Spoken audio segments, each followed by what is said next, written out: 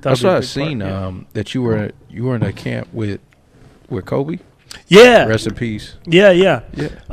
So he had a summer basketball camp every year at UC Santa Barbara, and it went for about 8 years. And I hustled my way into being an intern the year I graduated college at UCSB. Okay. And so I was an intern that summer. And then the following year, after I met all the coaches and everything, and they knew I could hoop, they brought me on to be a coach. So I had my own team at the camp every summer for like 4 years. Nice. It was cool. Yeah, that was an incredible experience, bro. It was cool because some of these pros, you know, they'll put their name on a camp and they just won't really show up, or maybe they'll show up one day and like give a speech and just kind of like collect a check and do like a Nike deal or whatever. He was there every day. He gave the morning announcement at 9 a.m. He often would do either the lunch like demo or the evening announcement walkthrough type thing, and then he would walk through all the team practices like all over campus. It was a 700 kid camp, so there were team practices on like 12 different courts across like 3 square miles of UCSB campus, and he'd take a golf cart all around, and he'd like show up. And as soon as the golf cart was getting close, you could see all the kids start to be like, "Oh shit! All right, now we got to do it. Now we got to get low on D. Now we got to throw the bounce pass." Right. And he'd get out and he'd just watch with his arms crossed, but he would pay attention. And if somebody didn't do something right, he would walk onto the court, stop practice, take the ball from the coach, and show the kid how to like back another kid down. You know. Wow.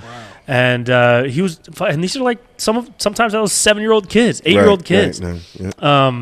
That probably meant the most to them. Yeah. Because he treated everyone around him as like a peer, like an equal. He didn't look down on you because you were a kid. He didn't look down on us because we were coaches. He treated us the same way he would treat like a teammate or a business partner. And it kind of forced you to elevate your whole effort whenever he was around. It was cool. That's cool. Were you coaching, or are you more so like in Yeah, I coached. So I had my own team of like 12 kids so every summer, like 10 to 11 years old.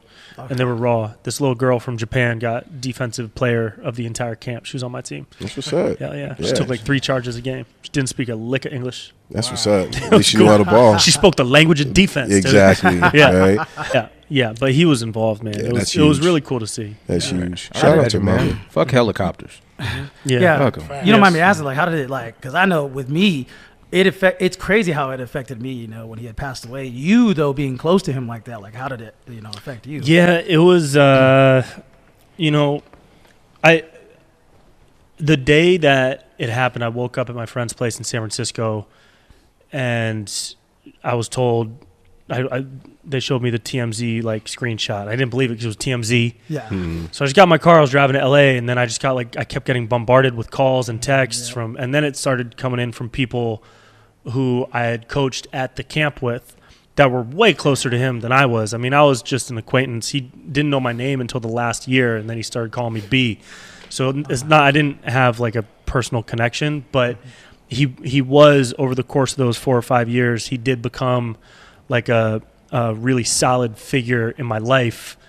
Just a role model. And just by being near him every year, just proxy, and knowing, I can imagine, and I had like integrated so much of his philosophy and his approach to the game and to life, and he had just retired and won an Oscar, right? And so all these things were happening, and I was like really feeding off of that and trying to put that into my own life. So it hit me fucking hard, like super hard. Pulled over on the side of the road and just bawled for like an hour and couldn't drive, and then drove the rest of the way home. And it was nice to have the community that I had in the basketball world from that camp, so we could all kind of lean on each other and get together. And 'cause it was so unexpected. It wasn't like an illness or even an accident that slowly led to a passing. It was just boom, not here anymore. Yeah. And then you think about the other people and the whole when it was his daughter, container, what Matt happened. Got involved. That's what killed me.